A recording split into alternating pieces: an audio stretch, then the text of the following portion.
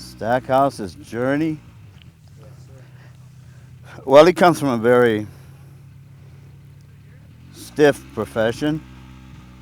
Uh, he's a man that never really believed in anything that he couldn't prove or weigh or measure. And he's given yardsticks that never allowed him to fully measure what he did discover, so he tended not to believe in the exceptional. And he came among these patients in this mental institution, and the things that he saw made him more curious about them and their condition. Were they really crazy, nuts, that which they call insane? But what he discovered as he went along and got involved with these patients in a different place, like he got them away from the institution, from the clinics, and was able to be with them out in the wilderness so that they could be who they really were without any limitations or bounds. And they fully express their personalities. And he found something very enlightening about them and something very real. So it made him doubt his own expertise, his own knowledge about treating the human mind, conditions, and he saw other ways of dealing with life. He saw other people dealing with life in a way that he hadn't imagined. And it was a healing thing for him. Though he still made some blunders along the way and some that he regretted, he came out of this experience as a new person, a more compassionate person, and certainly a wiser man. I wouldn't know how else to describe him. He's very close-minded at first, but Philip opened him up because Philip, in his weird ways, was just an intriguing personality. He seemed to know things that you don't normally know about behavior. But you know what? We're all just a little crazy some kind of way. I think you have to be a little crazy to accomplish in the society as it's set up today. I mean, you can't approach things through normal means. What is normal anymore? I mean, you got crazy people in high offices, and you call them boss, and you know, you might even call them minister. But I think you have to be a little in the extreme to make it with any balance in this life. I think it's a good thing. I don't know if I answered your question. You kind of broke off into a tangent. You did. Yeah, I'm about tangents. See, I'm mental. Yeah. I have more to say than is asked. You know what I mean? But if you ask the right question, we have something happening. All right. Well, then let's fire away then. Now, how does Jay see illusion and reality in this film? Say that again. How does he see illusion and reality in his story? Well, the illusion is that the way we have chosen to treat people in society, that's the way it should be done, and that's the only way. Uh, one thing about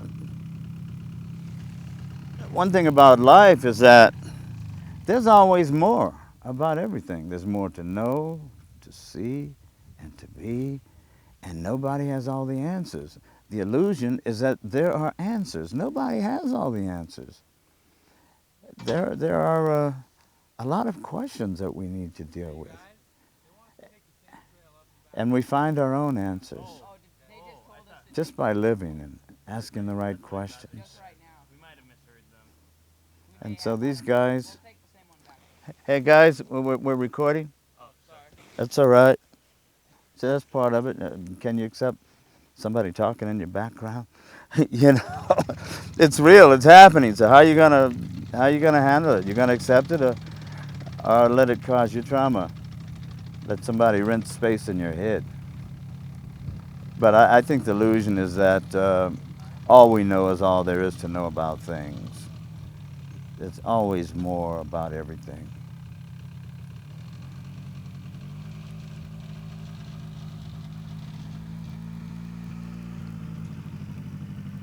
was the hardest part of your responsibility on Mr. Dungbeetle? So you're talking to Stackhouse as the character. Yes. Switching gears real quick. My hardest, what? Responsibility. My hardest responsibility was to accept the thought that I might possibly have within myself my own ability. I might have the power to heal. I've never believed that a person could heal another person. I figure that's all hogwash, just something they pull over the eyes, fast hand trick. But Philip caused me to understand that I might possibly be able to make a difference in somebody's life, just being myself and accepting that there was more to the person that met my eyes. Yeah, that was a challenge for me to believe in the unknown and the unseen. Okay. Now, for Jay, are science and faith irreconcilable? Science and faith must work together because science doesn't go to the infinite, but as we move towards infinity, it helps to have some way to chart it, to weigh and to measure where we are without losing sight of there's always something behind what we see. And that opens us up to the more. Man, there's always more. And God bless scientists, but God bless the ministers and the spiritual people too. Because in the spirit self, we have intuition that doesn't weigh and measure in any scale of science. What part does intuition play? Uh, Revelation. What part do they play in, in developing life and healing bodies and minds? I think there's a place for both. Everything is relative anyway. I think we're here to help bring everything together, to find harmony in the midst of chaos, and to even approach that understanding. We need everybody. Everyone has a special ability that adds to the whole. But why not examine other possibilities in people? You know, we may come up with schools one day where you really are able to detect what a person's true talent and ability is and help direct them more in their life with their own natural abilities.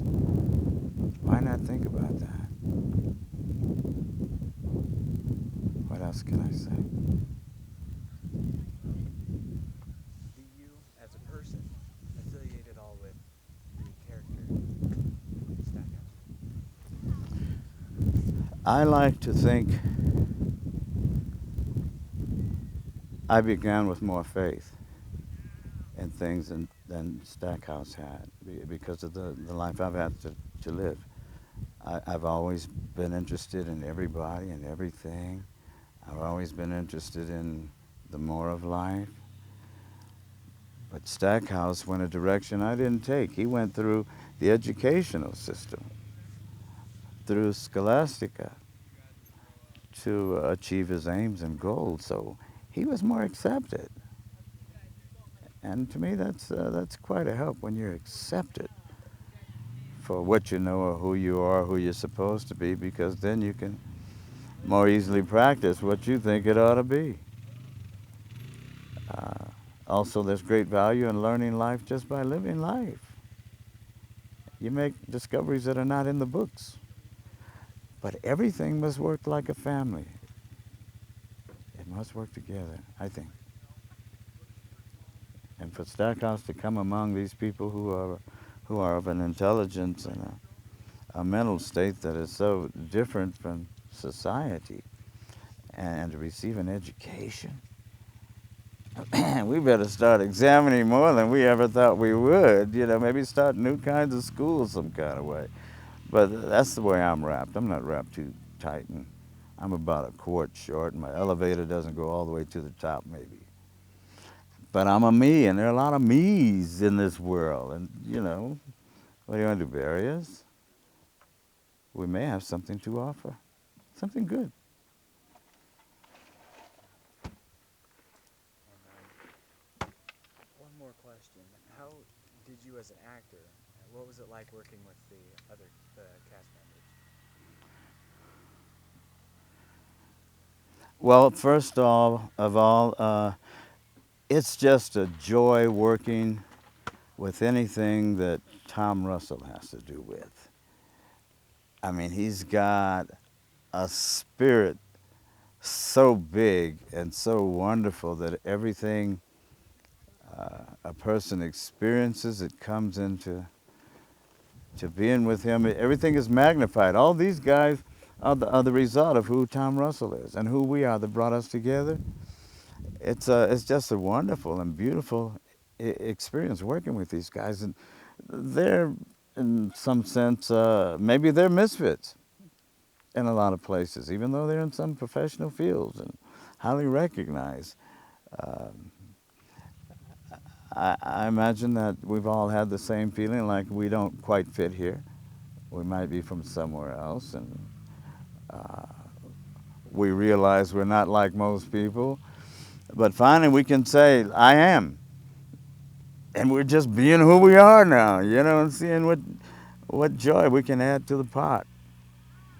And we don't mind the pain, the rejection, and all that kind of stuff.